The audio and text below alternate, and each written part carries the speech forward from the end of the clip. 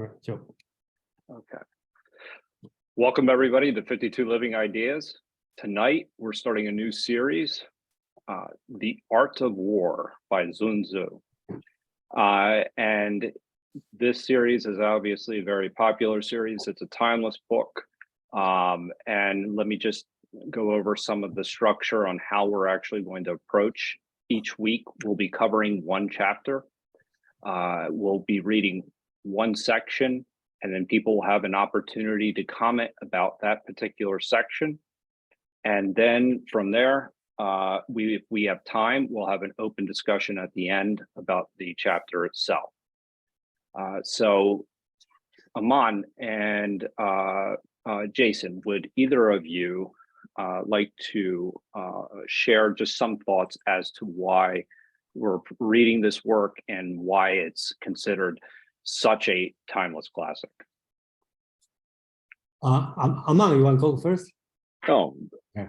Well, I can. But thank you, everybody, for coming. It's great to see everybody. Like I said, I'm tickled to see all these old familiar faces. And The Art of War is one of the many great Chinese classics from the Warring States period, or this time also known as the 100 Schools period of ancient China. This text stands out as unique amongst many of those. It was read or distributed much like a user manual on how to conduct warfare, which we take for granted in a modern world. There was a cultural shift of the time. Warfare was moving from an affair that was more ceremonially done, usually performed from chariot, and you might have warlords going out to settle vendettas, basically, and try and get their buddies to come and make a good display. It moved from that sort of a framing into these large conscription fielded armies of tens of thousands, even hundreds of thousands of men armed and mobilized for whatever purpose the princeling or duke or person in charge was fielding them for. That was part of what sparked the Warring States, was a new approach to warfare. And this new approach was effective. You could imagine going out there and trying to show off and have a big ceremony of what a brave man you are, just to get mowed down by tens of thousands of farmers with little more than sharpened sticks and some leather armor. But if you knew how to use them, they were invaluable. This book developed from that change in that time. And it was, among other things, a sea change, not just in the approach to warfare in the practical sense, but in the approach to warfare on how one thinks about and conceives of the process of warfare. And so I invite you, although we'll be reading the text and trying to stay as close to it and often try and stay faithful to it in its place and time, do allow yourself to also read this text from a psychological angle, a political angle. There were multiple levels to this happening simultaneously that the author may not have necessarily had verbiage for, talking about the psychology of his soldiers, but those ideas definitely come through in the text. So I thank everyone, and I'll turn it over to you, Jason. You can say more about the Sun Tzu. Thank you, Aman. Today we would like to structure. We did the Dao De Jing, which is Taoism reading, and 2 years ago, and then we all spent a little bit more than 1 year to read Health of Confucius Analect. So right now we are switch gear to Sun Tzu, which is Art of War. So what I'm doing is I would like everybody focus on the text for the first part of this meetup. So we will make sure we have 30 minutes toward the end to let you discuss or share what do you learn from this text. Because this text is in my point of view, is not difficult to understand. You don't need to know a lot of historical background. Even if you could, right, to study a lot of historical account to understand more. But you just look at the text, it's enough for most people to know what the text try to tell. So I will suggest we will forget about any previous idea, what you know about art of war. Just read the text, see what does the text mean. And to the end, we will have 30 minutes to discuss what do you learn in this one, or you have some more way to think about how to apply this text. That will be, will have enough time. So our, just like Joe explained, our structure will be, we will use C text, the translator, that's probably the world's first English translator, Lionel Giles. He translated 100 years ago, 1910. His most widely used up to today. So we will use C text paragraph. Okay, we read paragraph by paragraph. And between the paragraph, or if you have a question, you have some idea to share, please raise your hand and Joe will call you and then you can ask question and have your own comment. If you have a long comment or you have something long discussion, we might put you on hold to the last part. So we will have time to have a detailed discussion. So that's the format that we want to do. And we try to stick with one chapter each week. So total is 13 chapters. So this text is very different than other ancient Chinese texts. First is short, okay? And secondly, every chapter is almost the same length, unlike Zhuangzi or unlike analysts. Some are very long, some are very short. No. And another thing is each chapter has a main theme. They have the topic, okay? The topic is very clear, okay? So, and then it goes through the flow, step by step, from the very high level all the way to the very low level. When I mean low level means when you go to the battlefield. So constantly, the Chinese text is different than Plato's dialogue. Plato's dialogue constantly tell you who tells whom what at what situation. Chinese text don't tell you this. They just, each chapter start with Master Sun said, blah, blah, blah, blah, then finish. Second chapter, Master Sun said, blah, blah, blah, blah, blah, then finish. So we don't know who is the audience. So I will probably remind everyone, the audience probably changed. At the beginning, my understanding, the audience is the ruler, the prince, the king of during the warring state, which is 2,500 years ago in China. So that's the background. And then if we have no more, if you have any question, we will take a few questions. Then So folks, we'll start. Yeah, so folks, just if you have a very brief question or any clarifications, go ahead and type exclamation point in chat or raise your hand in Zoom.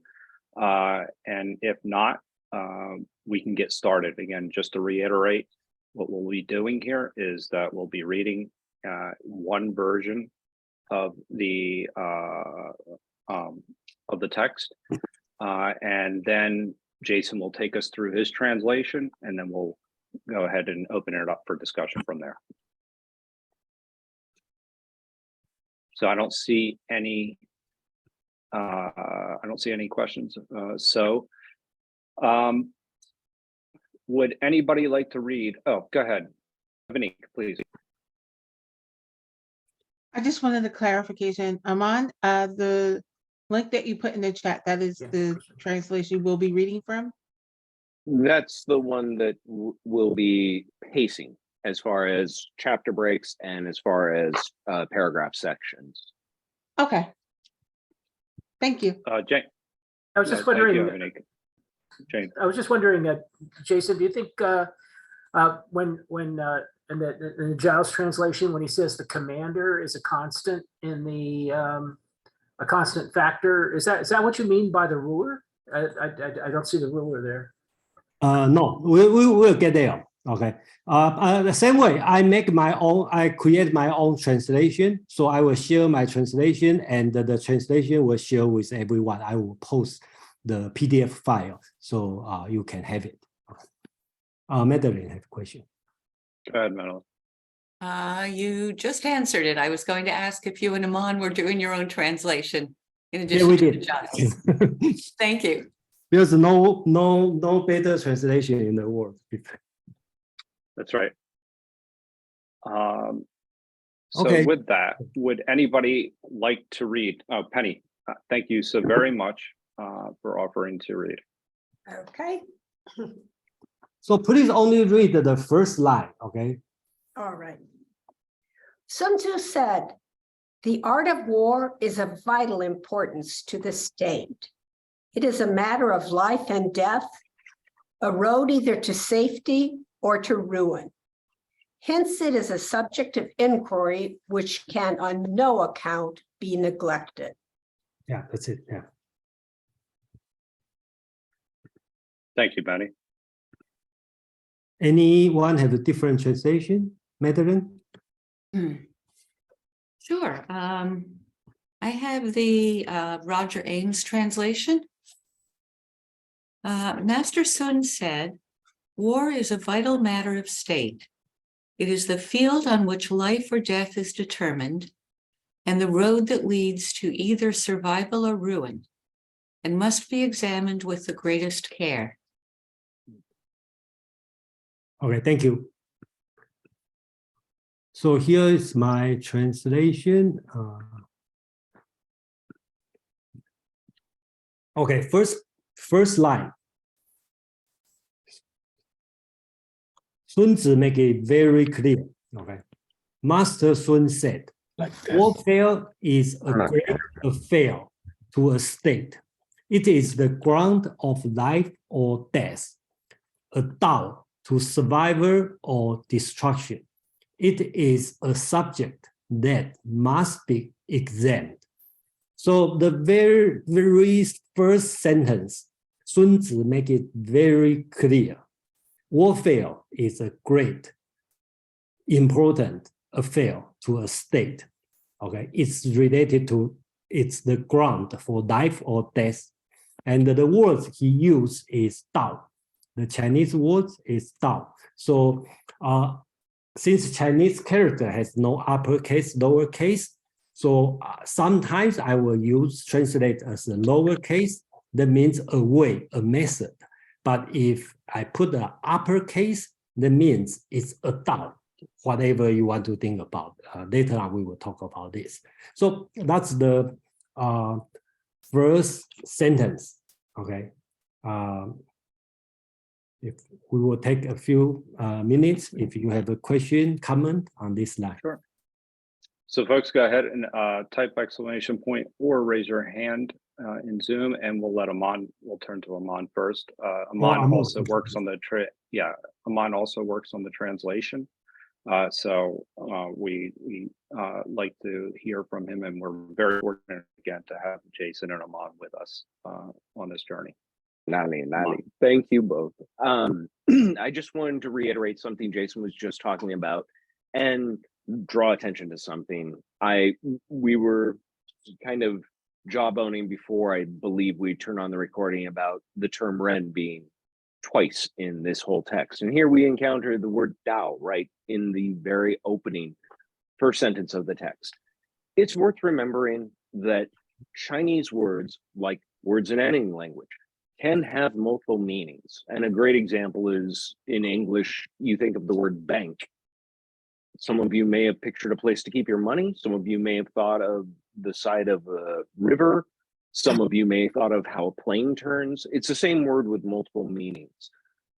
The word Tao here is the same word, but it has a different connotation. There's no grandiosity to it. There's no reason to capitalize it. And I like what Jason was saying about keeping it lowercase indicates that we're discussing a way, not the way in some grand idea.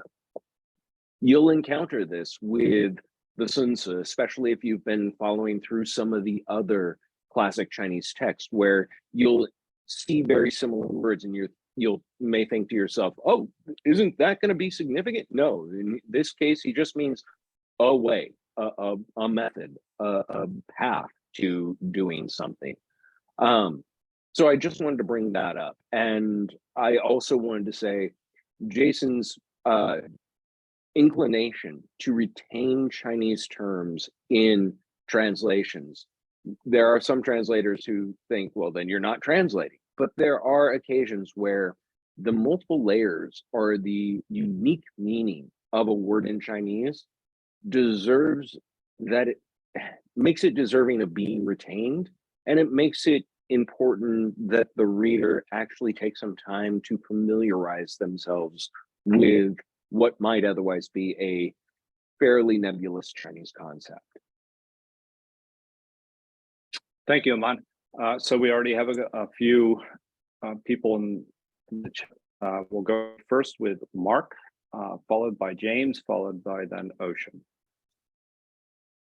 Hi, I was looking at the textual translation, which the Giles translation, or Giles, versus yours, Jason, and what struck me is it's a matter of life and death versus survival. In your translation, survival or destruction. And it seems, in looking at that, it's a context thing where life and death seems more like a personal, it's to one person, whereas survival and destruction seems to be a larger civilization. Can you explain, like, the difference? Is it a perspective thing? Is it a translation issue? Or just, I want to understand what the difference is in his translation versus yours. Yeah, my translation is more on the word by word. Okay, so in the Chinese word, the first part it talk about the ground of life or death. Okay, that's exactly word to word translation. Second part talk about a Dao to survival or destruction. In Chinese called 存亡, I think. And thank you for your interpretation about one is personal, one is greater, for the national concept. I didn't think about this way, but I think the text is in this way. So thank you for that. And then Sun Tzu make it very clear. It's not only important for the people's life, also for the survival of the state. Thanks. Thank you, Mark. Do we have any, I'm sorry. Go ahead, James. Yeah, go ahead, James. I was just wondering if you have any records of what battles Sun Tzu commanded, what his military record was. Okay, let's put this one to the end for today. Okay, okay. Sure. Yeah, Ocean.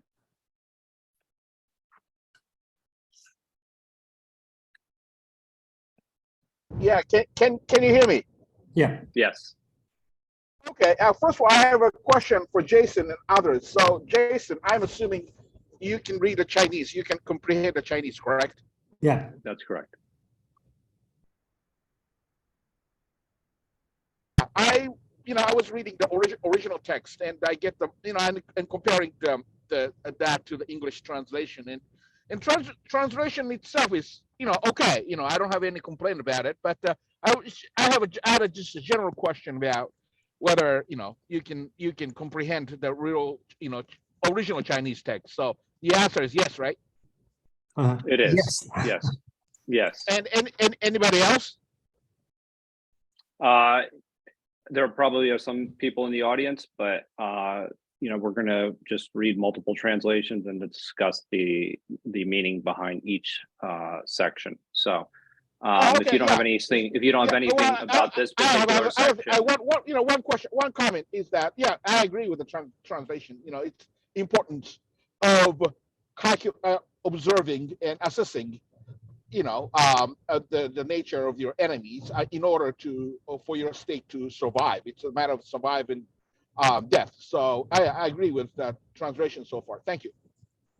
Let me say something. Thank you. I always put the Chinese text next to English.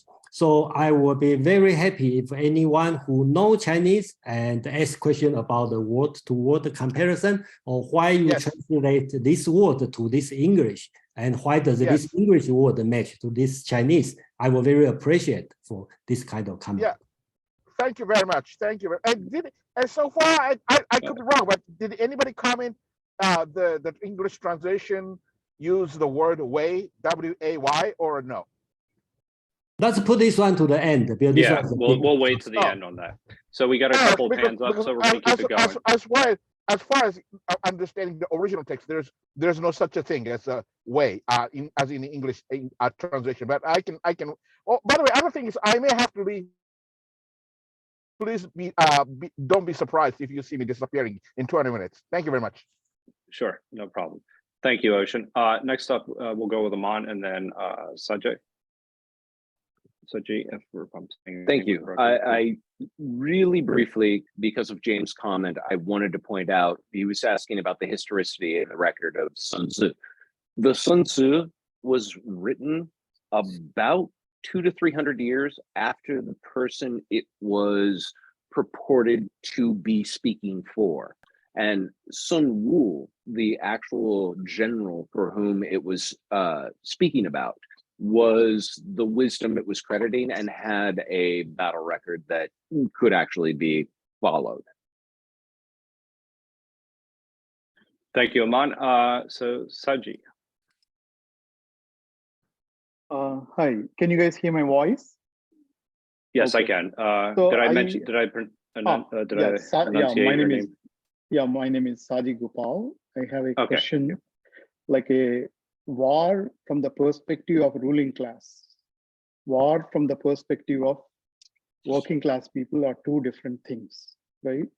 If you look at the human history, most of the wars, right, like a ruling class wars, the purpose is dominance, power, and territorial expansion, right? So these are the, if you look, when majority of the wars are being waged. So like, there are like a people's war or working class war, like be it a French Revolution or, Russian Revolution or Chinese Revolution or American Revolution. So I'm just wondering, when he says it's a matter of life or death or survival or doom. So the interpretation, how Sun Tzu, is interpreting, is it from a ruling class point of view or from the, working class point of view? Okay, thank you, Saji. Okay, there's no doubt about it. He's talking to my understanding, talking to the prince, of course, that's the ruler of the ruler. Okay, so number one. And then it's not all for working, the ruling class. If you read the text, okay, just like Mark point out, it's the ground of life or death. That's talking about people. Not only the ruling class, also include all the farmer, all the people, everybody, right? And the second part talking about a Tao, to survival or destruction, which is talking about a concept of a nation. So if you take the surface or the meaning of this sentence, I think it probably already answered your question. Yeah. Thank you.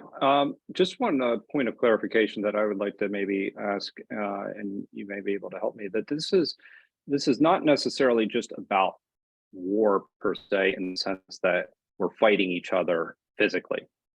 This is about war in the sense of how espionage is part of this as well, and as in addition to like diplomacy and conflict resolution. So it's not just, how do you plan for a battle, take the high ground or something along those lines. It's a very holistic approach to actually almost running a state.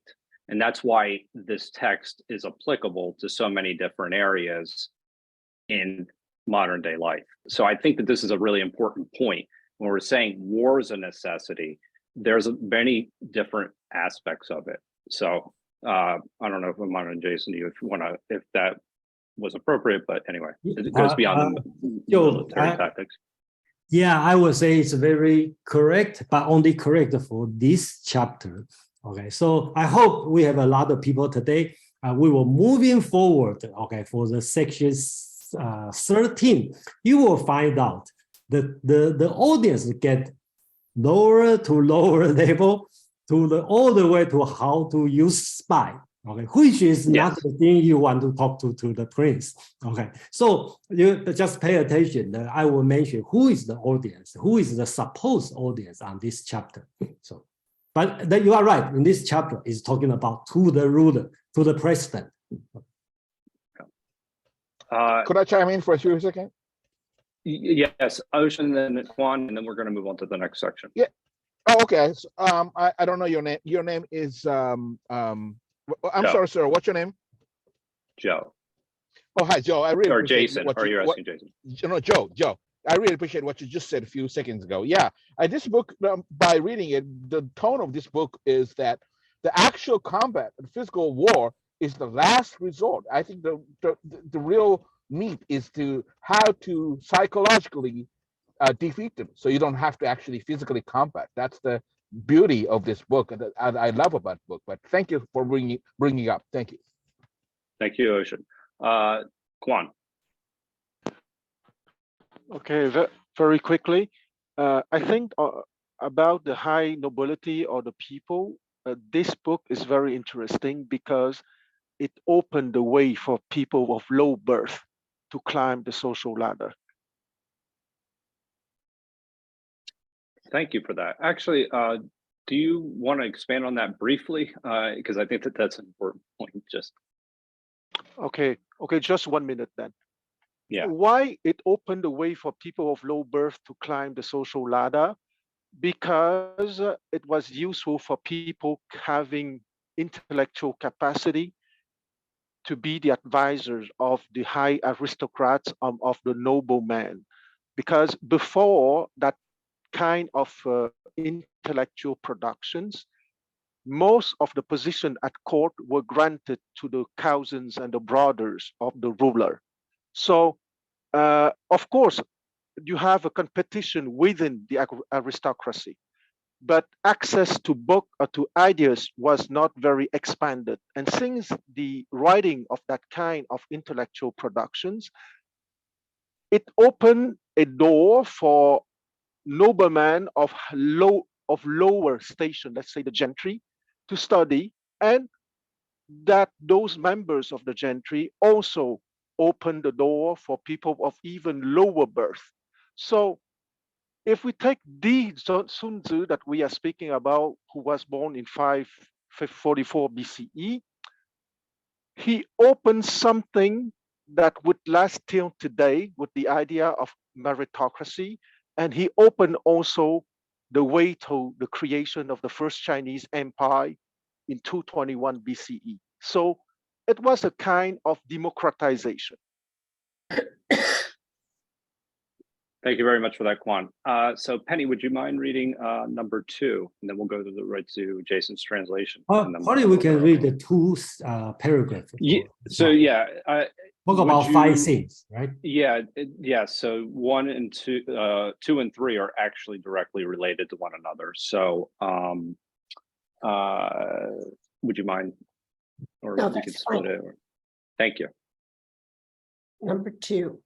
The art of war, then, is governed by 5 constant factors to be taken into account in one's deliberations when seeking to determine the conditions obtaining in the field.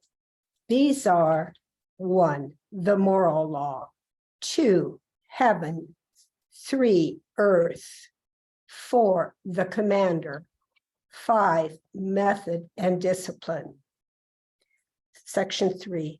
The moral law causes the people to be in complete accord with their ruler, so that they will follow him regardless of their lives, undismayed by any danger.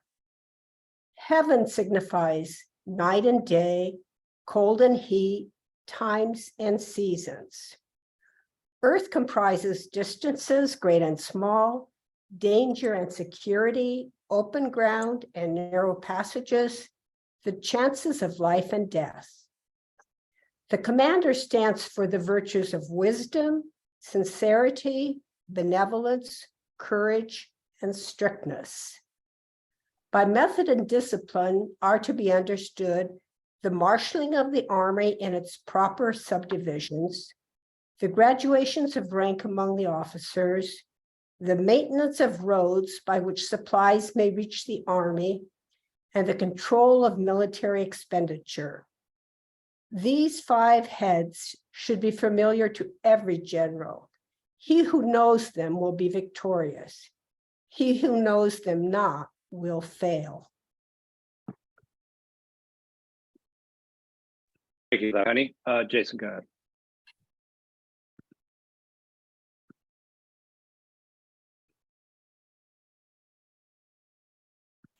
Okay, that's this one is a little bit long, so bear with me. So translate the Chinese text. There's one challenge. Okay, for example, like before, the first verse, right? It said it is a subject that must be examined. But if I have to translate in Chinese, that means there's a subject you cannot be not exempt. So there's a lot of words like this. You cannot be not doing something. So that means must. So that's the thing I'd like to mention a little bit. So so let's get back to 5. The translation most talk about 5 factors, but I have to translate it by the original text, which is 事 means affairs. Okay, the business. Okay, so hence one needs to analyze the 5 affairs, compare with the plan in order to explore the circumstances. The 5 affairs are Dao, I put it in the capital, okay, heaven, the earth, the general, and the rule of law. So again, the Sun Tzu's writing is very well structured. Okay, so when he talked about 5 things, he lists 5 things, and then followed by explanation one by one. So first, to know Dao. I think the other translation translates moral law. Okay, I will talk about this later. I think the original word is Dao, and of course, Dao includes moral part. But I think when you're talking about war, that's more than moral, right? If you read, for example, Alcibiades first in Plato's dialogue, right? Alcibiades said, "Okay, going to a war for the justice because I want to do the politics."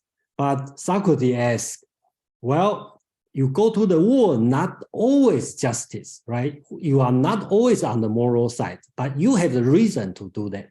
So that's why I don't think that means moral, but they have the moral component on that, but it's not necessarily moral. Okay. So to know Dao is to make people accord with the leader. They will follow him into death or follow him into their lives. They are not afraid of dangers. That's the Dao. Second thing, to know heaven is to know yin yang. The words they use is yin yang. And I think some translation translate as day and night. I think that makes sense. I think here yin yang is not mystical yin and the yang or metaphysical yin and yang. Here probably talk about the bright and the dark, talking about the daytime and the evening. Cold and hot, I think he talked about the weather and the time and the season, and talk about timing, right? If you're too cold, too hot, or raining, that's all important. They consider as heaven. Number 3, the earth. To know the earth is to know the height and the low. That means the height, the latitude, the distance, the difficult or easy terrains, wide or narrow passages, and the possibilities of life and death. That's number 3. Number 4, about the general. Okay, remember, I will assume the audience is the prince. So the prince have to pick who should lead the army, the army. So the prince should know what kind of person should lead the army.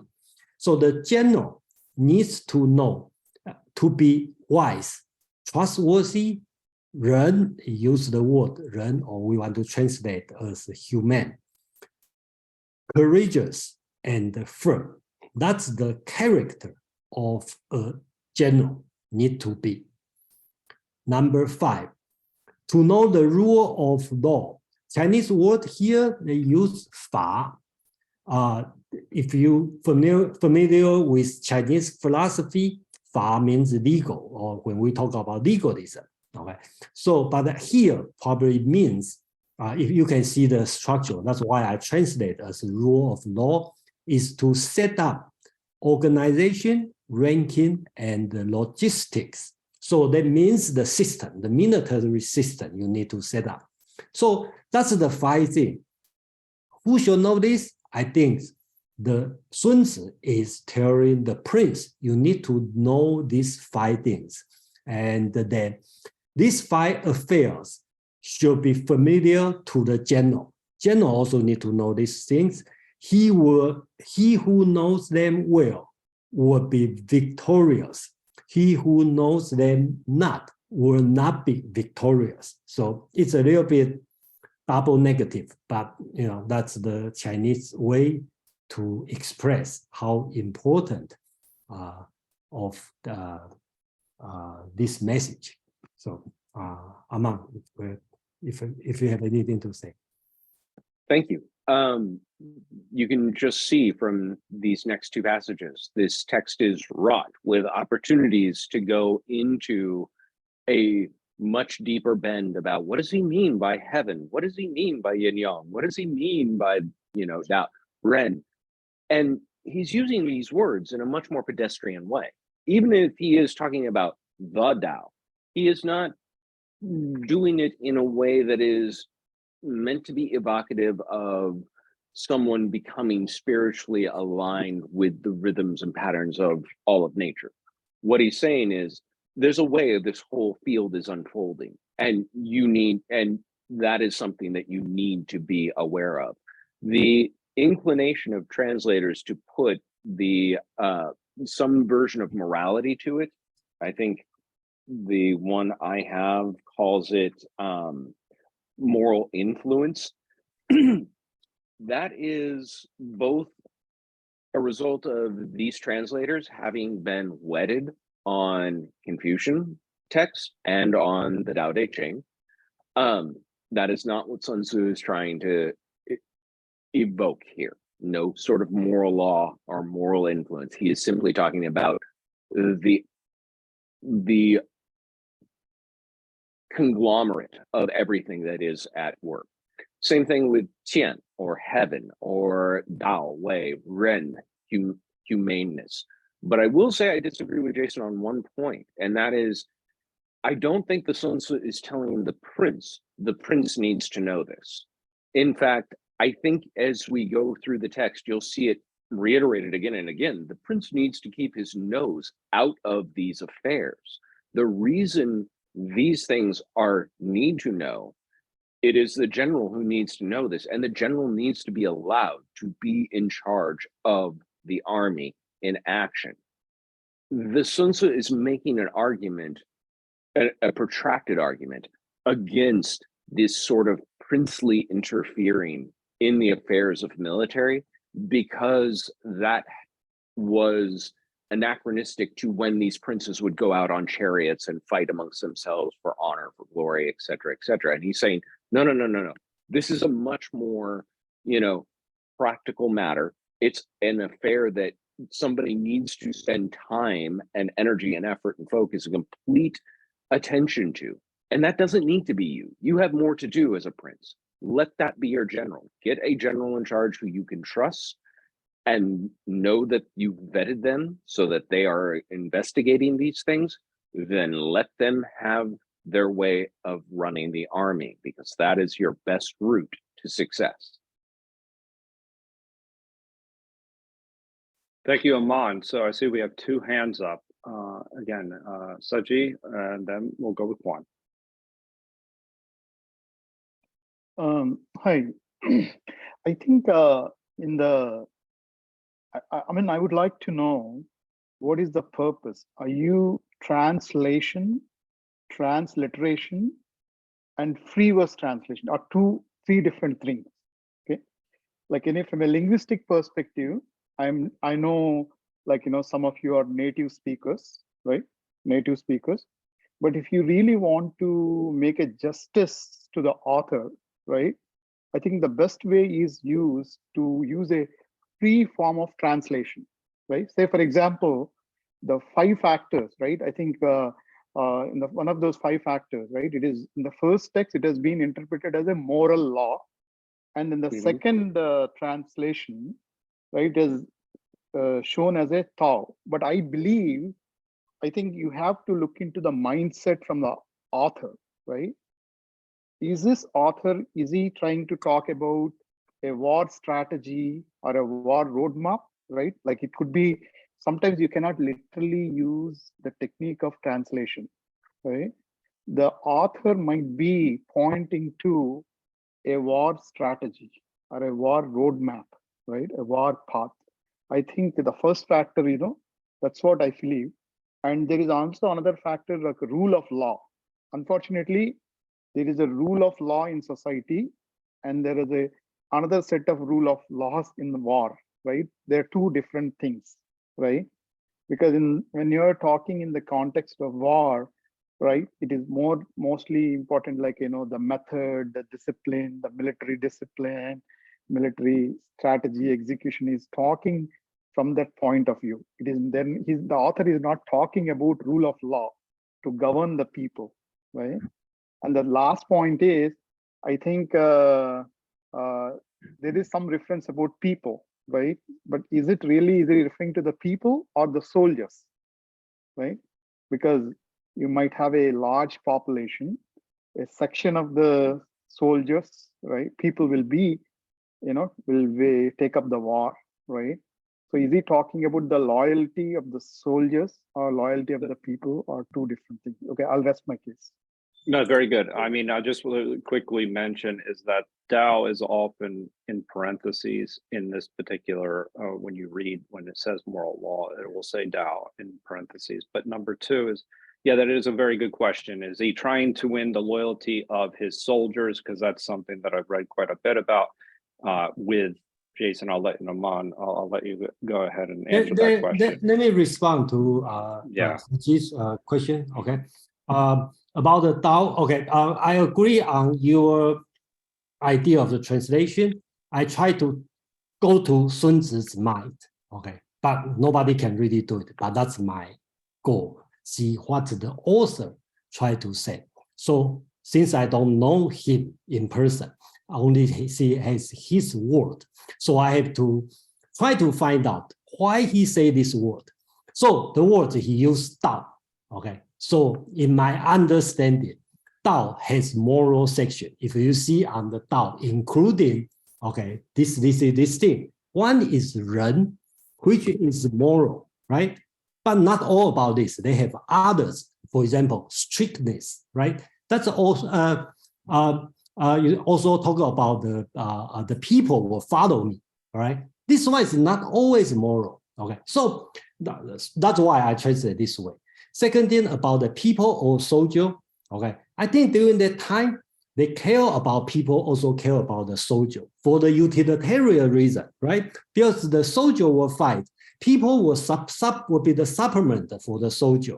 And the people, if they are not fighting, they will produce the food for the soldier. So people are also important.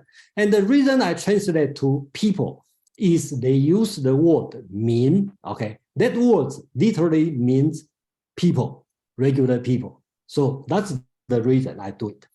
Lastly, about the rule of law, I have to admit it's not the exact right translation. If anyone can help me find the right word, that would be great, because in the text, it talks about the organization, the military organization, military ranking, and the logistic. What's the right name for these three things? I don't know. Okay, so the word Chinese use is 法, which means legal or law. It sounds also strange. So that's why I will, anybody have a better word, and then please let me know. Okay. Okay, Quan. Okay. I am very happy that Jason just talked just before me, because I would suggest two solutions. First, for the fa, I think that in this case you have to, we can translate by the art of command or the methods of command. And I would like to make a suggestion for Tao too. Here, Tao has to be understood like in judo or kendo, okay? Because the word do in kendo in Japanese, the way of the sword, do is the Japanese pronunciation for Tao. So here you have to understand that the Tao here is the art of generalship or the art of command, because Tao here is the way, I read the translation by Roger Ames, that I think that he has the essence of the understanding of the word Tao here. The way of the general is to bring the thinking of the people in line with their superiors. Hence, you can send them to their death or let them live, and they wouldn't have no misgivings one way or the other. Okay, so in short, it's the art of command. Like in kendo, okay, it's the art of the sword. And here we are speaking of ping fa, meaning how to command people in the situation of war. And fa, I think it means the methods, okay, the organization, even the recipes, if we push the translation a little bit far, but I prefer methods. And let's not forget that what is called legalism in China is not the rule of the law, okay? Legalism means the methods to rule over the people, okay? And which has been translated not as law, but rightly as legalism, okay? Because legalism is a corpus of philosophy offering different methods of population control and how to rule with justice over a certain population, but in an efficient and clever manner. And here we have the same thing, but in the very specific situation of war, because war is not only the soldiers, war is really the whole organization of the state. And as Jason mentioned very rightly, it's not only the battlefield, it's also prepare enough food, also prepare the moral of the population, the different strategies, the diplomacy. Okay, let's not forget that war is truly a human activity that is integral, that would imply everyone in a specific society and would ask everyone to give their 100%. Thank you very much, Kwam. Okay, I think method is a good way to do it, and I will. And then I think you make a very good point. Help me on this part. Thank you very much. And then I think most of people, including me, got confused on the legal in the Chinese meaning, because Chinese, especially ancient Chinese, probably doesn't have the concept of the Western concept of law. Okay, so Chinese borrow the fa, which means method, as law to that. So when people call the legalism, actually is methodism. They are using method to achieve something, not it strictly said the law to rule the people. Actually, still people to rule the people. Just focus on the method. So you are right. The 法 should translate as method. Really quickly, Jason, just for point of clarification, when you're talking about legalism, you're talking about hanfei, right? Like that form of legalism. Yeah, we talk about Okay. legalism. And the Sun Tzu is hard to categorize as a legalism or not. Basically, he just military person. Yeah. Okay, thank you very much, Mark. Thank you, Joseph. Great to see everybody. I guess one of my questions is about the way in which these 5 factors are organized. If there is a sort of hierarchical relationship between the 5 factors themselves, or if the 5 factors are totally distinct, or can they overlap? Because in the first factor, the Tao, it talks about, in the Giles translation, whether the people will be undismayed by any danger. And then in the third factor of Earth, the chances of life and death. These seem to be somewhat related. In the sense of Earth, we're talking about distances, great and small. And in the 5th factor, which you translated as the law or the rule of law, it talks about the construction of roads. Those would also seem to be related in some way. So that's one question about the hierarchical organization of the 5 factors and whether they can overlap.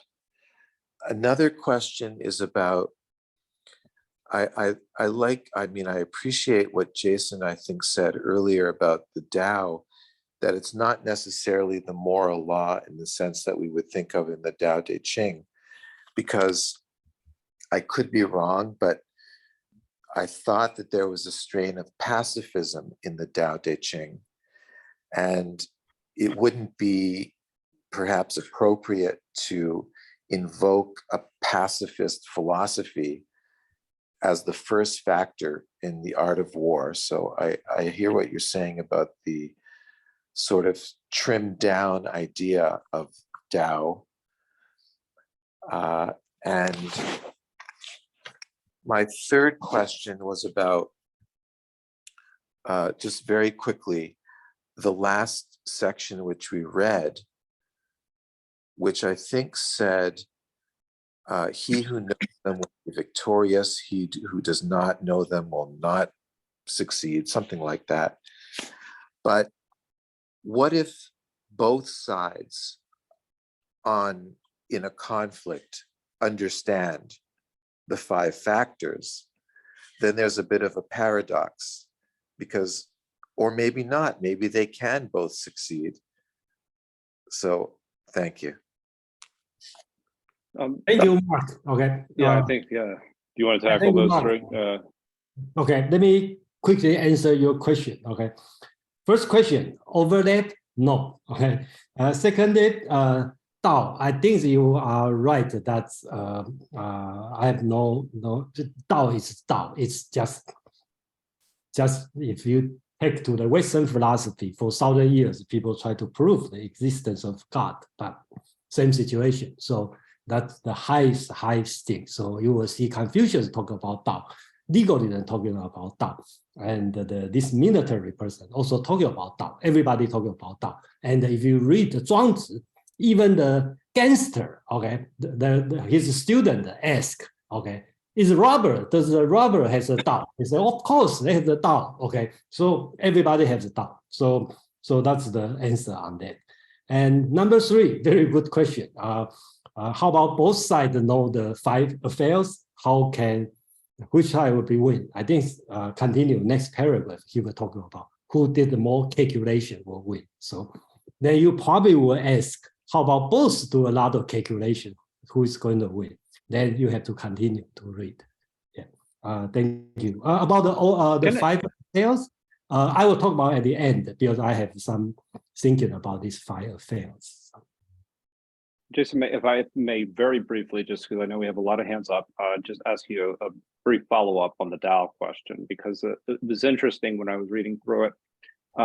There are certain things in the Tao that I read that basically the most valued skill is to seem clumsiness, or true wisdom is to seem foolish. And there's like a element of deception there that I kind of read in the Tao, this idea of not necessarily, and this is Tao number 45 that I was reading. And I was kind of thinking about that in terms of how Sun Tzu applies it in the art of war, and the idea of deception.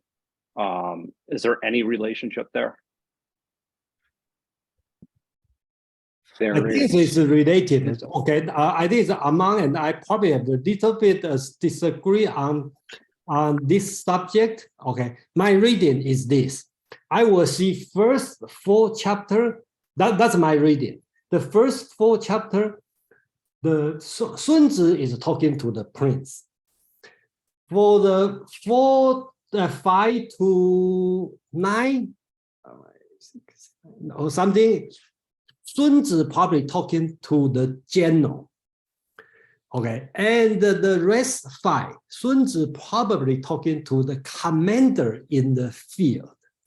Okay, that's my understanding. So Among and I, the disagreement on how much the prince should involve. I think we will bring up on the chapter 3. I think, so that's the thing. But of course, there's nothing right or wrong. Okay, everyone have your own reader, and I'm honestly present the text here. So you see the text, and if you know the Chinese, if you don't know the Chinese, you can do Google Translator and then see what would be the best way to talk about this. Yeah. Very good. So we'll go to James really quickly, and then Quan, then Kevin. Yeah, somebody was asking for, I think it was Jason was asking for terminology, and the Department of Defense uses operation plan to the documentation of the strategies and deployment plans are all incorporated into some version of the operation plan. It could be a con plan or an O plan, but it's called operation plan. Thanks so much. Appreciate that, James. Quan. Okay. I just want to say a little thing about the spiritual component of the word Tao in this context, okay? Even if I truly think it means much more the art of command, but I want to remind everyone that in ancient China, when the general decides to attack or to take a military decision, he's considered to have taken a decision in the order of the spiritual level, meaning that if he loses, it can be considered as a judgment of God. So there is a touch of spirituality here, and it's not only the art of command, even if I think it's first and foremost the art of command in this context. Thank you, Quan. Kevin, and then we're going to go on to the next section, unless Aman has any comments. Yes, for the first verse is very important. And the Tao, I would say, Western have declaration of a war. If we have a war, first you need to convince your citizen, and like if you ask Congress and House and the people. So that's the first Tao. So what's if you use one single word, why you doing the war or the declaration? That's answer why. The second address is 5 segment. It's about the environment, Tian and D, right? It's about nature, and another 2 general is about how a soldier who is leader. Leadership is important, especially in the war. And the Fa, I would say 80 words. If you're going to dig down, it's so confusing.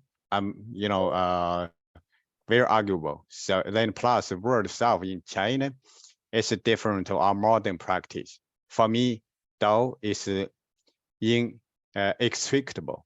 It's like yin and yang. I like the second explanation, yin and yang for the Tian. It's you cannot separate, like for example, we consider it's for soldier benefit, for ruler benefit, everything one unit as whole. Thank you. Thank you, Kevin. Aman, Jason, do you have any comments that you want to share? If not, I'll try and save mine.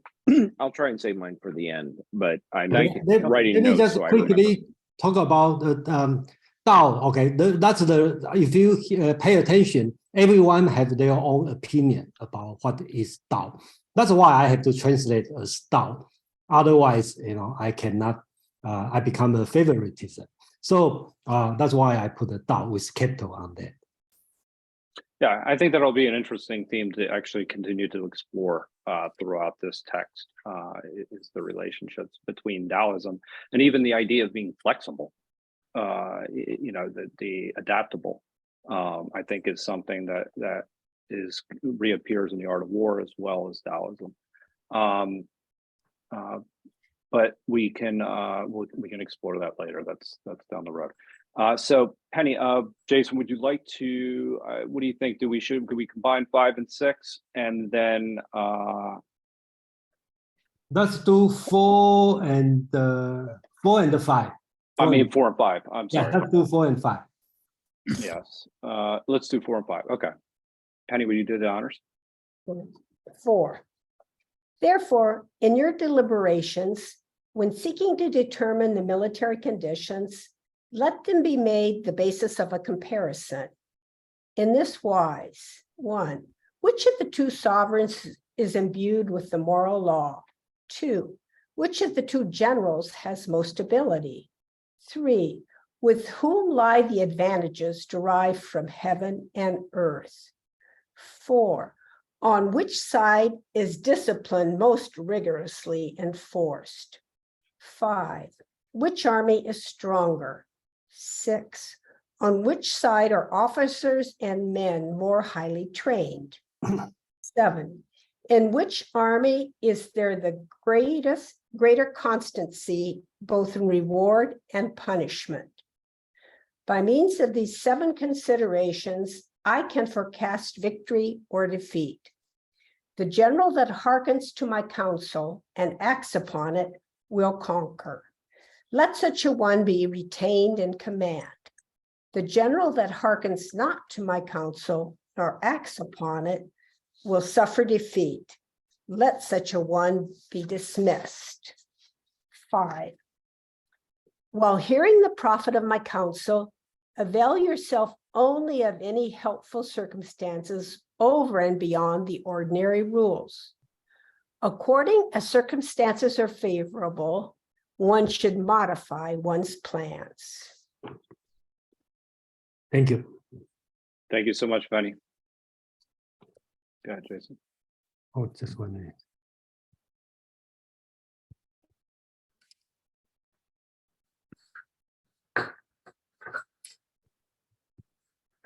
We're actually doing good on time. Okay, I think it's number 4. If you want to mark, I think that's the key of this one. If we remember the chapter, the title called Ji, the plan. I think a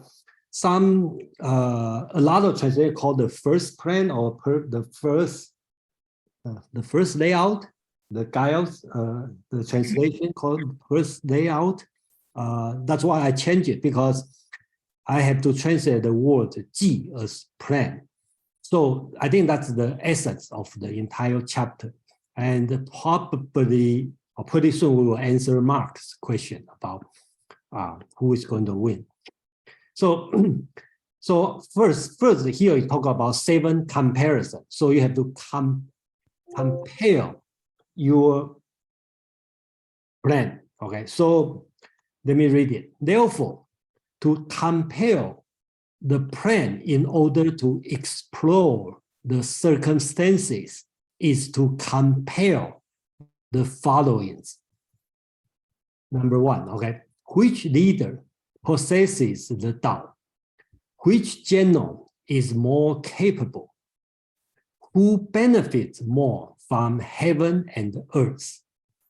Who can rigorously enforce the rule of law, or according to Quang's suggestion, who can rigorously follow the method? Which army is stronger? On which side are soldiers better trained? In which army there is clear and distinct reward and punishment? By these 7 comparisons, okay, I can foretell the outcome of a battle. Okay, so in this text, Sun Tzu used a lot of word called zhi, that means knowing. But in my opinion, since when Sun Tzu talk about this, the war haven't fight yet. So they are talking about foretell the result. Okay, so they foretell victory or defeat of the battle. Then the last 2 lines is important. Appointing the general who follows my plan leads to victory, retain him. Appointing the general who doesn't follow my plan leads to defeat, dismiss him. Okay. Number 5, the benefit of following my plan is to create a shi. Okay, that's the words. I'm not going to translate, just like Dao. I'm not going to translate because this one is another difficult word. We will deal this word in chapter 5. Okay, that's all about this word. Okay, to deal with externity, to know shi is to profit from controlling and judging. So to this point, gradually Sun Tzu is answer Marx's question, right? As a ruler, you need to know these 5 things, okay? Then you have to make a plan. That's all about yourself, right? That's what I can do. How about the army? The enemy, they also do the same thing. There's a lot of things not in your control. That's why in this line, talk about why, which I translate as externalities, something outside. So after I have the plan, I have to deal with something outside. Then Sun Tzu is talking about you have to create a shi, which means tendency, potentiality, power, potential power, whatever we will call later, a shi, to deal with the externality. With this shi, you can profit from your action, which is controlling and judging. So that's the point Sun Tzu is talking about. So a few words about shi. Shi is a very strange word. Okay, in Chinese, you ask a Chinese college, anybody speak Chinese, from college professor to 12 years old kids, they all know what's the meaning of shi. But if we ask them to translate to English, they all say it's difficult because depends. Okay, so that's a difficult word. So I'm not going to translate. I'm going to keep the original word called shi.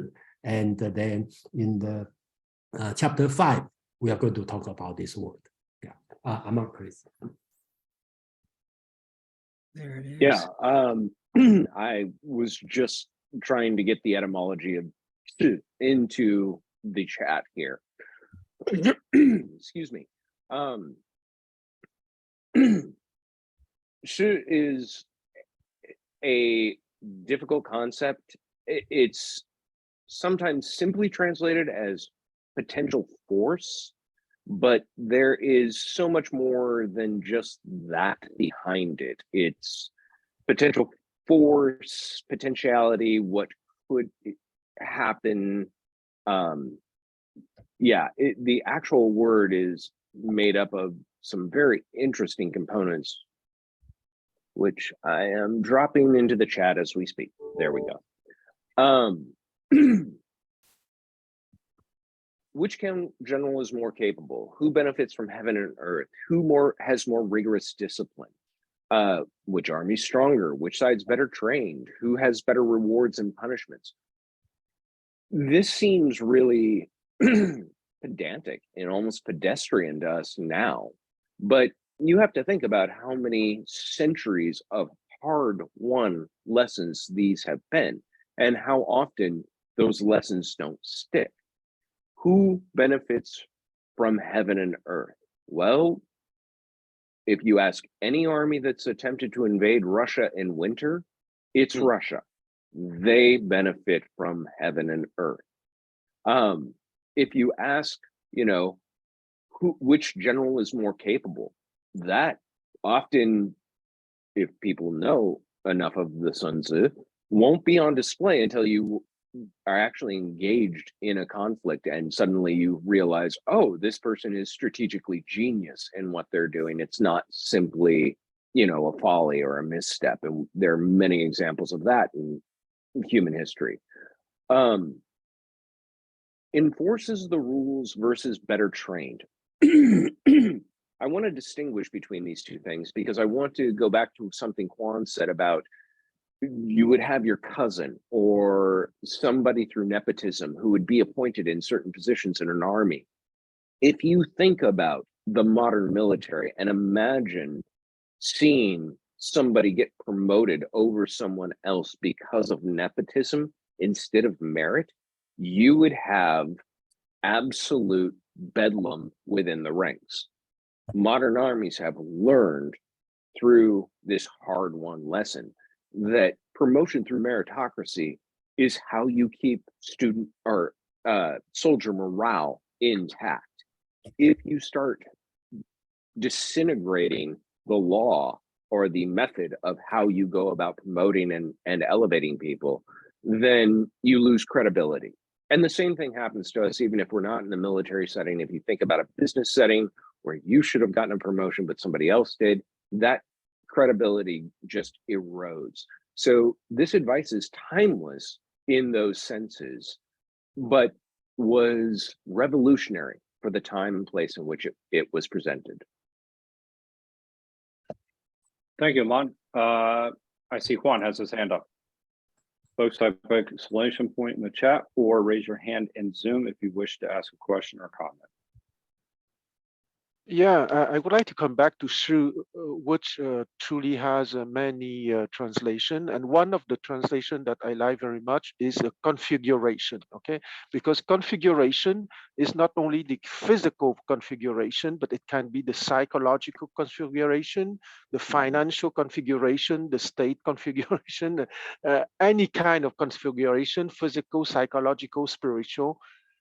I don't pretend that's necessarily the only possible, but I think that English word has many layers and could possibly translate the many layers of the Chinese word shu.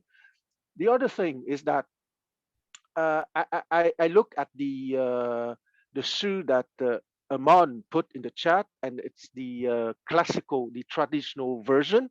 And I would like to take 2 minutes to talk about the simplified version, which can be very interesting, etymologically speaking, because let's not forget that the simplified version is not necessarily a poorer version, because most of the time it comes from the past also, the simplified version. In the simplified version, you only have 3 elements. On the left upper part, you have the radical for hands. On the right upper part, you have the radical for a ball, okay? A balloon, a small balloon, and not the same than in the US skies. And in the lower part, you have the character for strength, okay? So it can be interpreted as how you can manipulate the ball or the situation, how you can handle the situation with force or with skills. So it's interesting because it's the art of the general, of any professional, or of any man to give a skillful situation, taking into account the configuration of everything on the physical level, on the psychological level, on the social level, and on the spiritual level. And I stop here. Thank you for that, Quan. Any quick comments, Aman or Jason? Yeah, I think we can have a forever discussion, but I think, Quan, do you play Go? Yes, I play Go. That's why you call it the configuration, because in the Go player, configuration is perfect. Okay, but the configuration, I like it, but the problem, you lost the power part, the strength part, because they also have the strength. But anyway, just a comment. Yeah, I very good observation. I put the simplified version into the chat as well. And what Quan is referring to as the ball component of it is Wan, which can mean ball. It could also be pill, pellet, something small.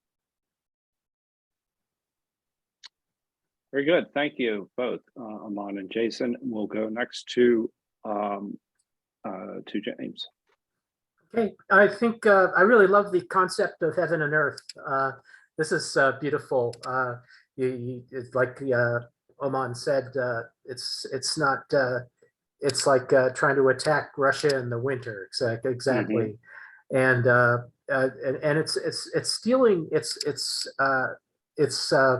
basically working with the cards you're dealt. In other words, having the wisdom to work within the physical conditions of battle, and not to try to exert your own strength or something like that. I don't know if this actually helps with the question of the translation of Sib, but it could be that anticipation is a really major power of the skill game in war. In other words, being able to anticipate. I think that I've read this in the text before, that anticipation is a big part of this. You anticipate what the other general is going to do. You anticipate the results of the configuration of men and the elements and heaven and earth. So you anticipate what happens, and you also understand the dialectic of change, so that you're ready to redo. You're ready to redo your operation plan whenever you need to. That would be kind of like the Xi Jinping concept of management I've read. You just redo your redo your plans whenever the conditions, whenever you have a chance to reevaluate the conditions and results of your previous planning. Thank you, James. I appreciate those comments quite a bit.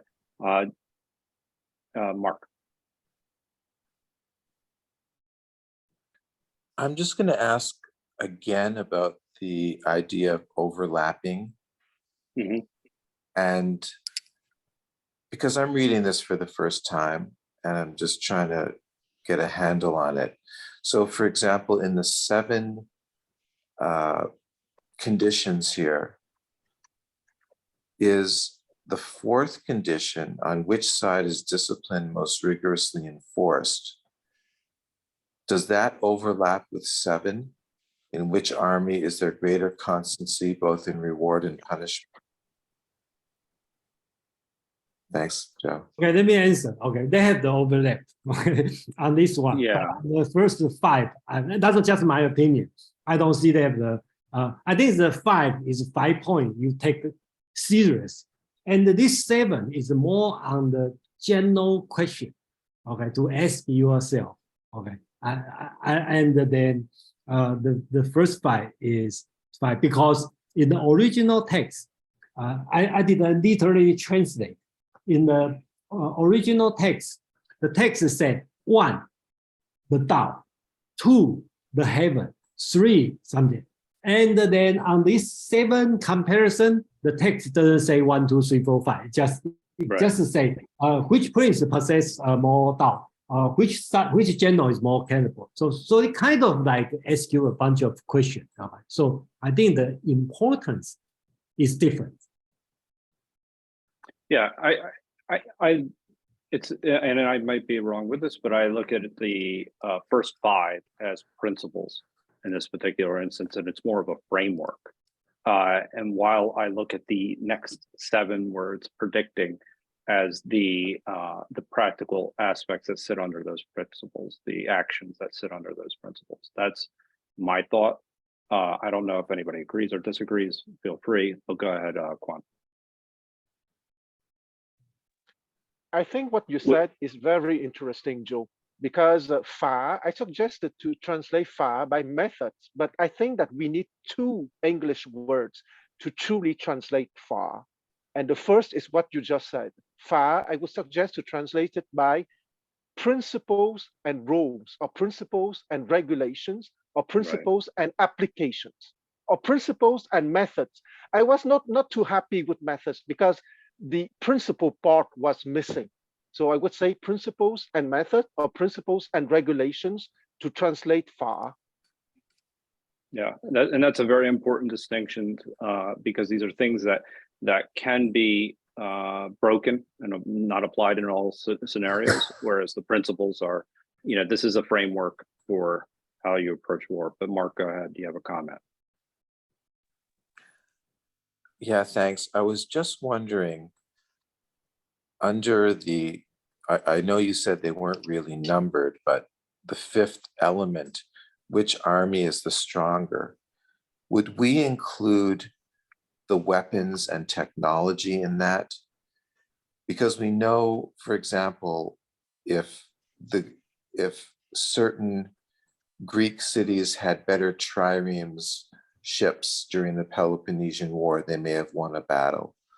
Or if Alexander's army had better technology, he may have won a battle. And today we're looking at, should Ukraine be given air power, or should they be given advanced tanks? So I would assume this would fall under that.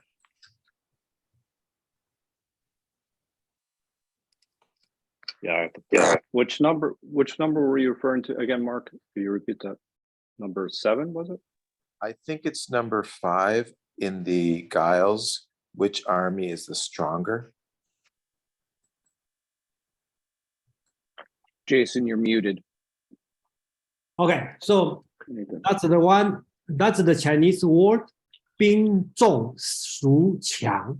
And in the English, I translate as which army is stronger.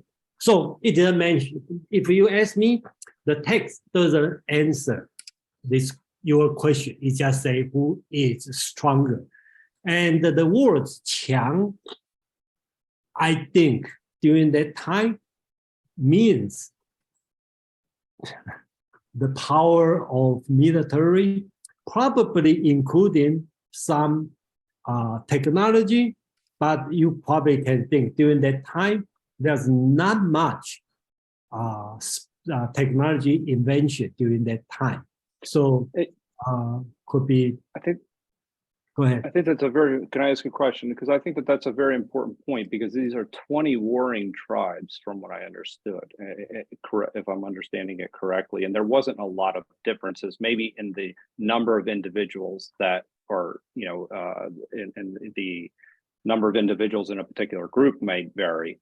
But that's the whole point, is the idea this is strategic in nature, and numbers are actually supposed to be overcome by strategy. Now, am I understanding that correctly? Because this is where terrain and things like that, deception and diplomacy, all these other factors kind of come in and these particulars. So it's not just the technological differences aren't that great. And then I would think that more of the strategy, this is a strategy book, would factor in more to the success of a campaign. Yeah, let's put this on, since that's, yeah, we can discuss. Yeah, that's because at this moment I only answer based on the text. The text used is 强, which means stronger. Okay, so you can have a very wide answer. and then really depend the historical background during that time. So, So that we have with three the three hands up. hands, then Yeah, let's answer these three, and then they move to the last part, and we can conclude. Yeah, because yes, we can move to the last two, and we'll be successful in completing our chapter. And I'm going to shock Shrikant by bringing in something on time. So that's my goal. Go ahead, James and Sabia, if I'm saying your name correctly. Right. So I just wanted to say that to answer Mark, if you're helping another country, by shipping equipment to them, to help with the war, whether it's food or trucks or tanks or whatever, that's pretty much an act of diplomacy. The idea is that you don't have the general, you don't have the ultimate responsibility for the planning.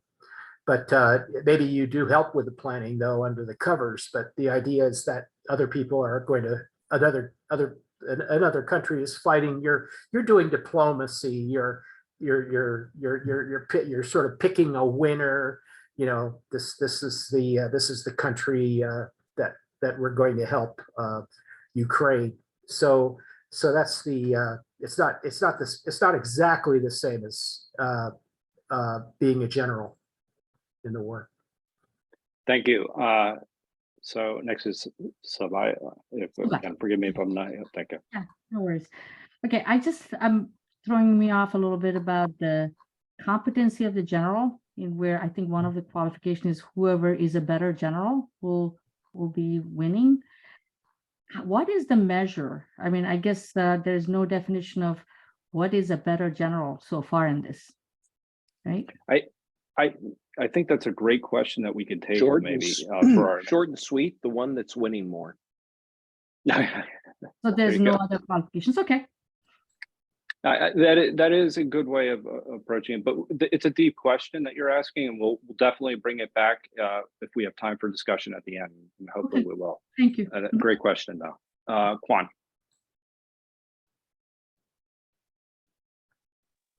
Okay, very fast.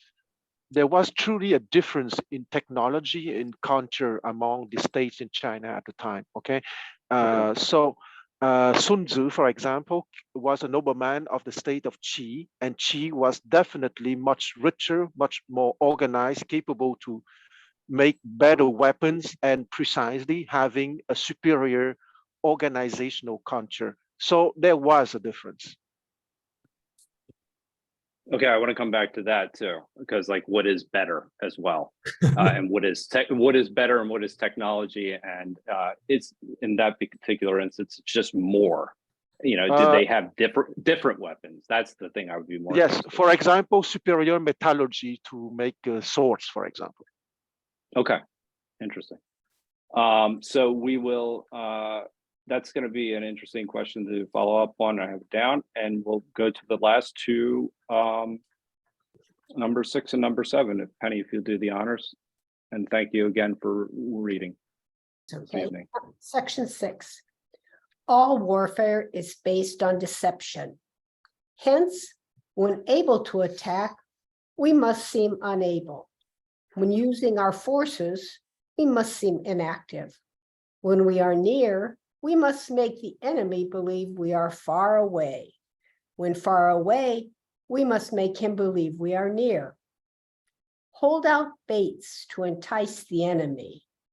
Feign disorder and crush him. If he is secure at all points, be prepared for him. If he is in superior strength, evade him. If your opponent is of choleric temper, seek to irritate him. Pretend to be weak, that he may grow arrogant. If he is taking his ease, give him no rest. If his forces are united, separate them. Attack him when he is unprepared, appear where you are not expected. These military devices leading to victory must not be divulged beforehand. Section 7. Now, the general who wins a battle makes many calculations in his temple ere the battle is fought. The general who loses a battle makes but few calculations beforehand. Thus do many calculations lead to victory and few calculations to defeat. How much more no calculation at all? It is by attention to this point that I could foresee who is likely to win or lose. Thank you so much, Penny. This is actually a line that's immortalized in the movie Wall Street, at least number 6, so by Charlie Sheen. So if any of you have seen it, it's definitely one. Okay, so that's why I kind of disagree on the translation called the deception. Okay, because here I think we need to separate immoral or immoral. So in this text, I will see the text is immoral, just like you play chess.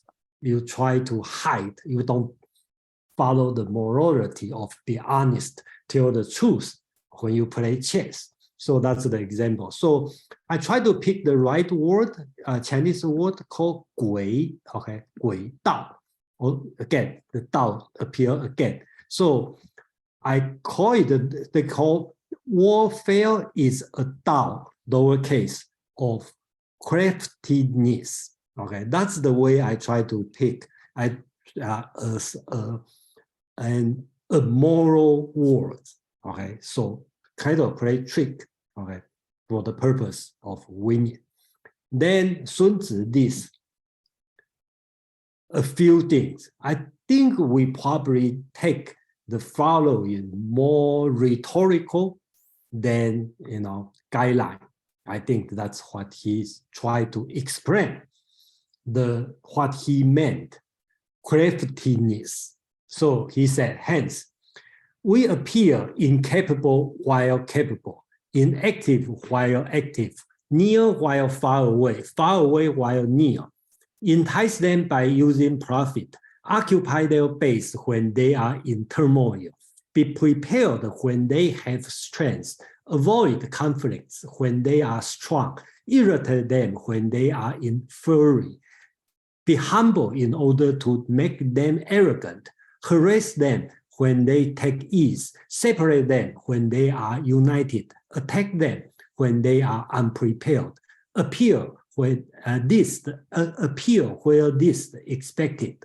So I think this sentence the way Sun Tzu write it is more rhetorical, because they all, if you read in Chinese, it's very kind of like point. 利而诱之，乱而取之，时而备之，强而避之，怒而劳之，悲而骄之，义而劳之，亲而离之，攻其不备，出其不意. So the last words, the attack them when they are unprepared, appear where this is expected, become a common saying in the Chinese language, daily conversation.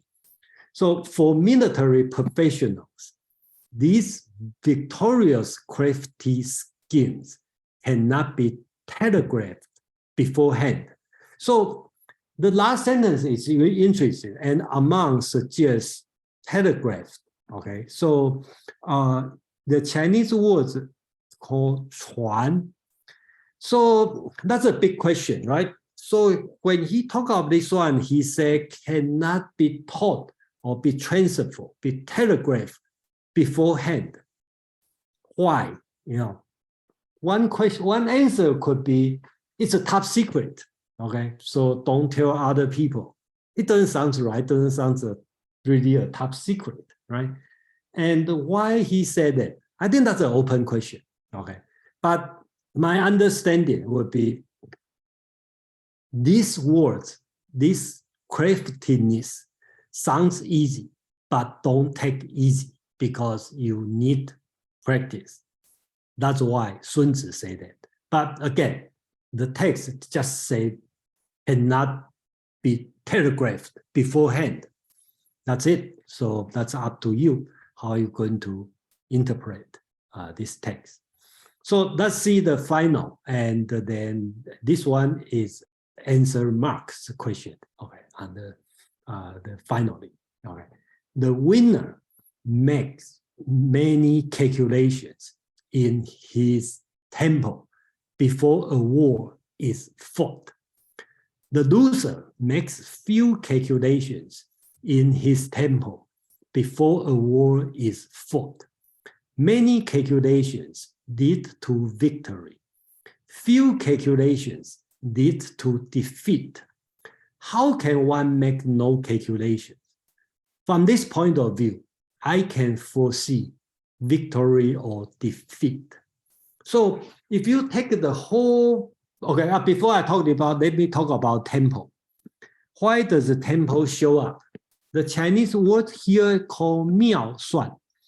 I think they have the two meaning, okay? One is equivalent to another 妙, okay? That means, if you remember in the Tao Te Ching first chapter, we talk about this Tao is the most mystical, profound, okay? So that's the mystical meaning. So means profound or mystical. So profound calculation, mystical calculation. That's one way to read it. But at this moment, I kind of prefer use the word temple, because during that time, fighting a war is a big issue.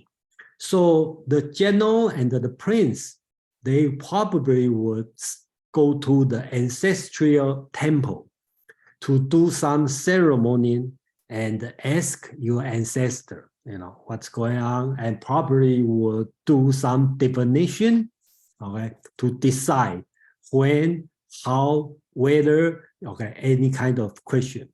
So here, Sun Tzu is talking about you doing this ceremony. You need also do the calculation. You need to plan. So remember the title of the first one, Ji, okay, called the plan, okay.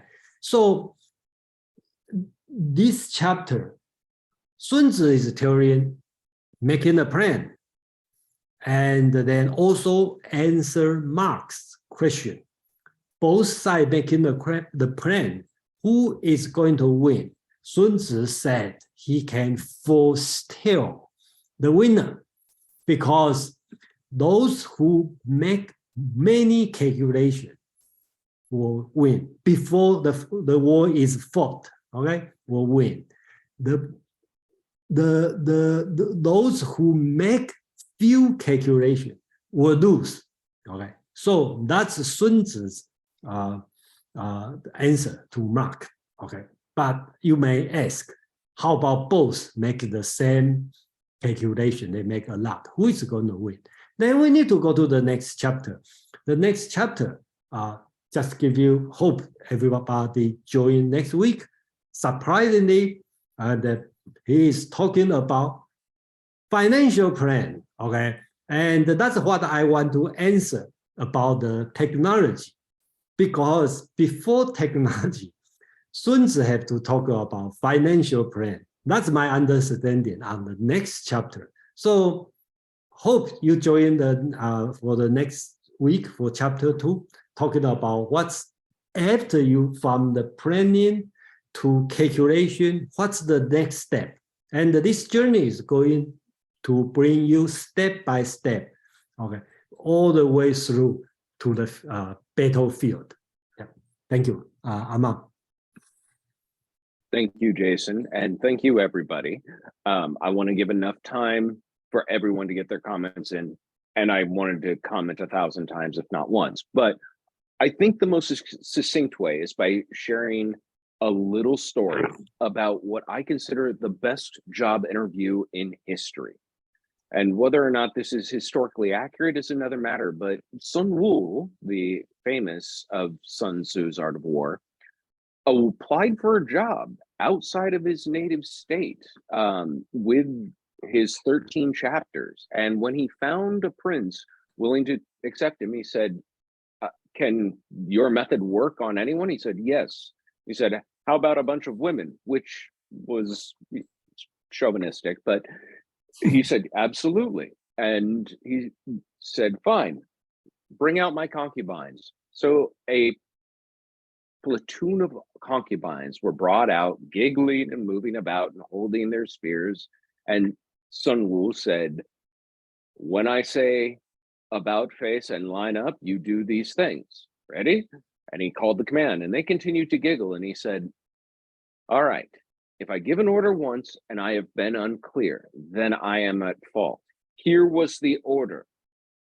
About face, continued to giggle. And he said, if I give an order twice and I am not followed, it is the soldier who is to blame. And he took the king's favorite two concubines, brought them forward, and had them beheaded. Suddenly, the rest of the troop got in line and followed his orders. And the king tried to intercede, tried to interject, tried to say, whoa, whoa, whoa, whoa, whoa. I was giving you a job interview. You can't just be, and he said, no, you gave me control of your army. And in this matter, it is my prerogative to run the army accordingly. You may not interfere. I am the general in control of this army. This kind of addresses what Mark was asking about. What makes a good general? One that knows how to stand up to his boss and maintain order of his ranks. One who is fair, but consistent. And this was the warfare that Sun Tzu was trying to get these princelings on board with, that this was the method that led to success, not allowing them to have their capricious, machinations infect the army or infect the military, because war is the most important matter of the state. It is the ground on which life and death is decided. That's why he opens with that statement. And I agree that I don't think Jason and I were disagreeing. I do think he's speaking to a prince. I just don't think he necessarily expects the prince to be the one to have all the knowledge. He expects the general to be the one to be the technocrat of ordering the military, and the prince to butt out and do only the job of being the prince. We move from the mission and overview visionary statement into the logistics, down into the fine granular detail as we move through the rest of this text. And it could be spoken to anyone of any rank at any point, but I often tell that story to my students when I say, so if you ever think that you have a rough job interview, please bear in mind that this is the bar that I'm gauging by. So unless you have to behead someone in your interview to get your job, I just won't cry you a river.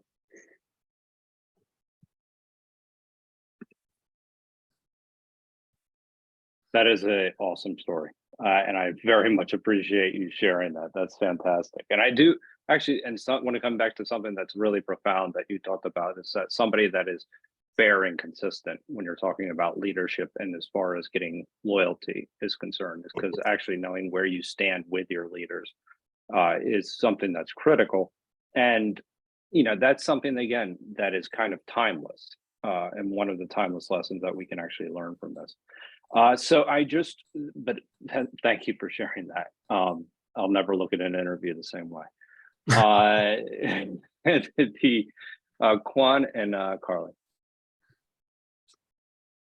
Yes, I would like to mention the fact that since the archaeological discovery of 1972 in the province of Shandong, we now know for sure that there are two Sun Tzu. Okay, there are two master Sun. The one of the 6th century BCE, who was born in 544 BCE and who produced this text that we are reading. And the second one, and his given name was Wu, and very appropriate name since Wu means martial. So Sun Wu, the one that we're reading the text. And the second one of the 4th century BCE, Sun Ping, B-I-N, which is his given name, because that this archaeological discovery of 1972 in the Shandong province make appear the second one, the Sun Ping Ping Fa, which was mentioned during the Han Dynasty, meaning 2,000 years ago, and who has been lost and rediscovered 1,972 years later. So it's sure now that we have two and not one, or it's not the fact that the one attributed to the one of the 6th century has been written by the one in the 4th century. The two are well distinct. And during the same archaeological discovery, 5 partial chapters has been discovered written by the one of the 6th century BCE.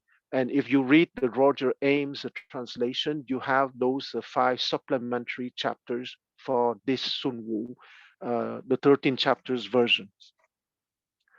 The other thing that I want to say that there are 2 differences between the state at that time, and I would grossly divide them into 3 categories. Okay, you have the super state who resemble a lot to the modern states, meaning that, as Amon said, the high position of power are no longer given to brothers or cousins unless they are very talented, of course. Okay, those high aristocrats are not necessarily eliminated if they have true talents, but you have to be worthy of your position, even if you are the brother of the ruler.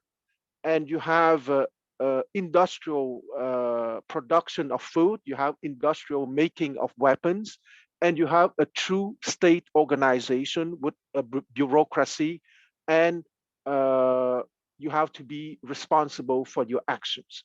So that is the first kind of state that I would call modern with inverted mark. Just to give an example, the state that will create the first Chinese empire in 221 BCE, the state of Qin, will create the first county ruled by someone named directly by the ruler because of his competence and not because of his family connection. And that event happened in 687 BCE, okay? So practically 450 years before the creation of the first empire. So certain states, because they had the courage to use meritocracy for the power position rather than family connection, would be much, much, much more meaningful and powerful compared to the other. The second kind of state I would call feudal principalities, meaning that family connections and nobility would count more than competence, but they would let a certain door open to competence and capabilities.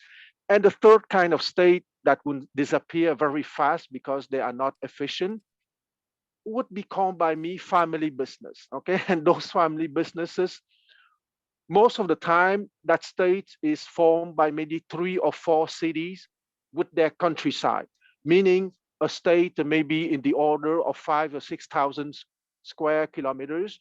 And if you compare to a big state, which be the state of Chu, for example, would be in the order of 400,000 square kilometers, very comparable to a modern state nowadays. And that's all for my 2 comments. Thank you, Quan. So what I'm going to do is going to go to Carly, and then we'll go to Bill, and then James, I'll let you close it out. I know that you're next, but Bill hasn't had a chance to speak yet, so I'll just let him go first. That's okay with you. Fine. Go ahead, Carly. Thank you. I hope you can hear me okay. I We sort of can. read these first 4 chapters kind of metaphorically, like Jason said at the beginning, they're more psychological and sociological and have a lot going on within them. But my question is, how do we know exactly who the audience is? Because I see it a lot as, I don't know,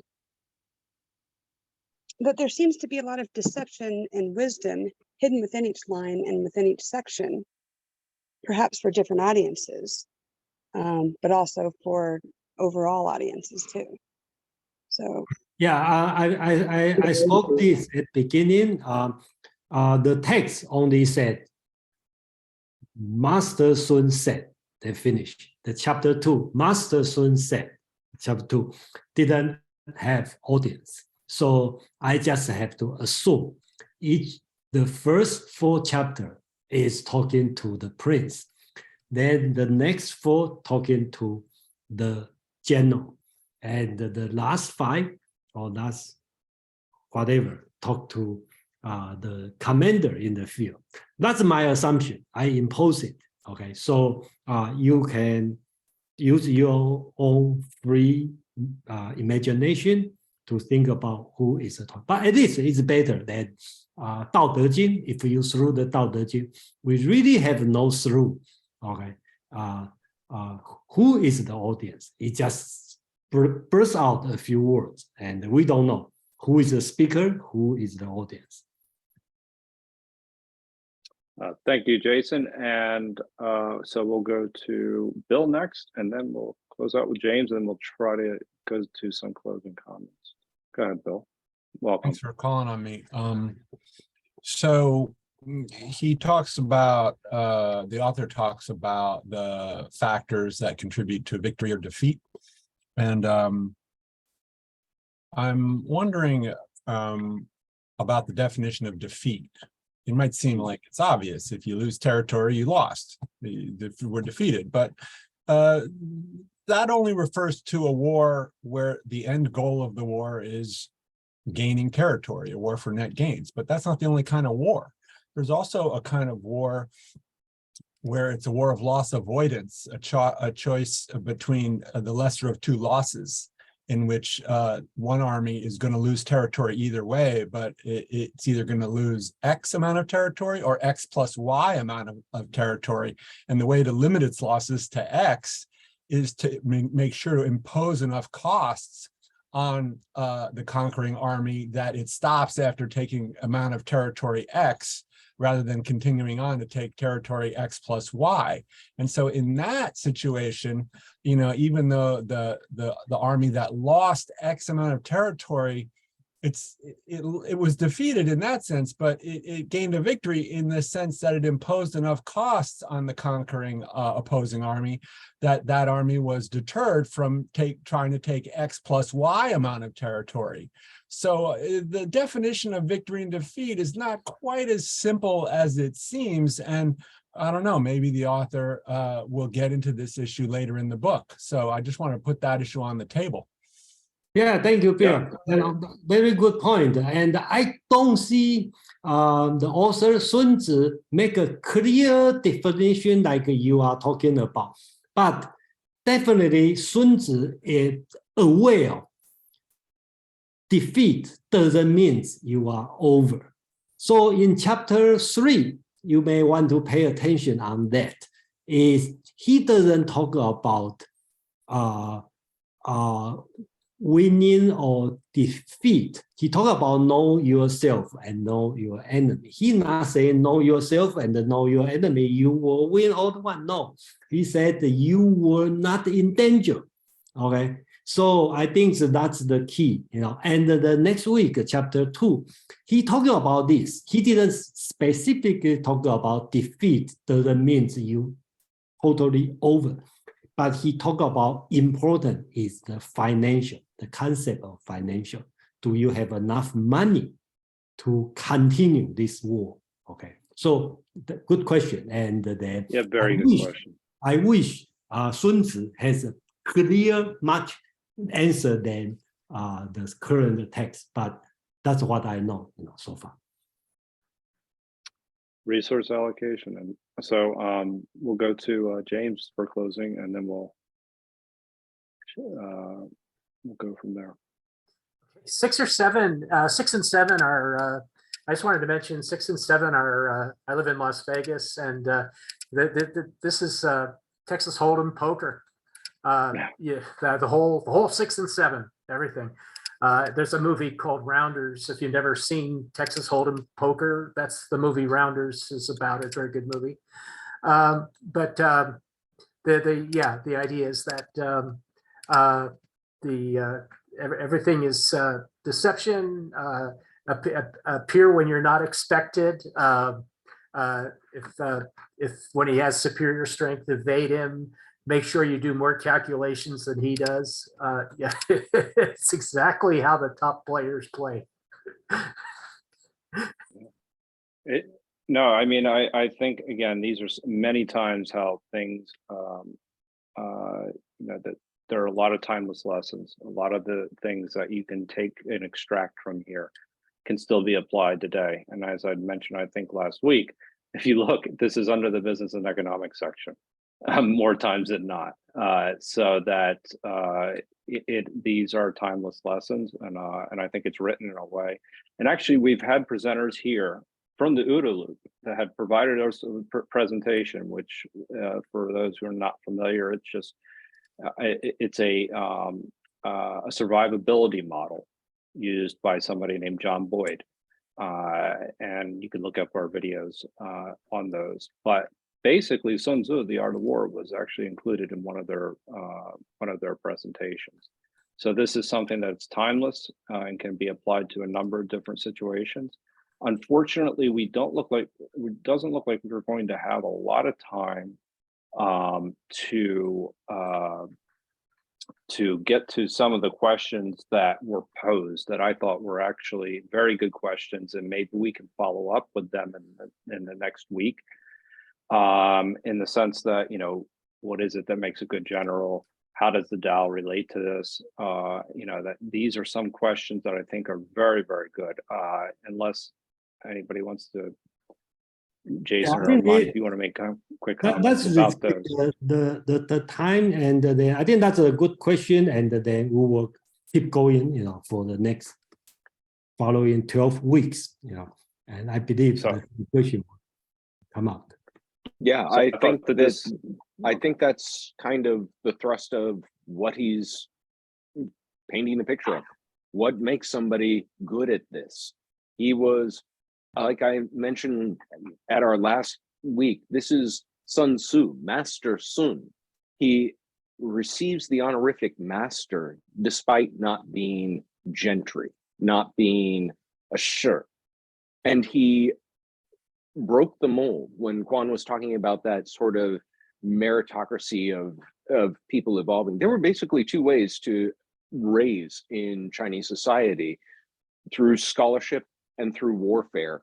And he really combined them both to say that to be good at one is to be good at the other. They are not mutually exclusive. That was sort of unique. I was just typing in, I have to run. I've enjoyed the evening, and I thank everybody and look forward to seeing everybody next week.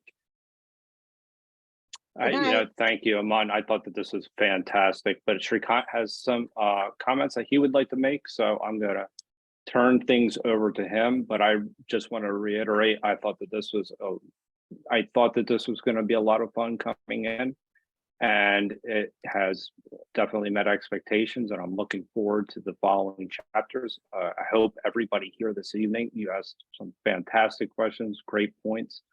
And I would hope that you continue with us as we work through the text. And as you see, you can get a little bit of an understanding of Chinese, a little bit of understanding of the text, and then the applicability to modern day, and as well as how it was applied during ancient times. So this was a lot of fun for me personally, and I'll turn it over to Shrikant from there.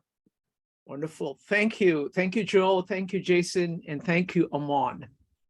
I'm very, very excited about this series. And I wanted to ask everybody why they are excited about studying Art of War. Anybody who wants to share why they want to dive into this work, because what Jason is doing is something really amazing, because he's actually allowing us to commune with the text itself and showing you what the text meant. He did that with Tao Te Ching. He did that with Confucius, and now he's doing with Art of War. So would love to hear from each of you. Why do you want to be on this journey? What do you expect to gain from it? What you got from this particular session, just as a way of seeing, seeing the interest. So we'll go ahead and type exclamation mark if you'd like to share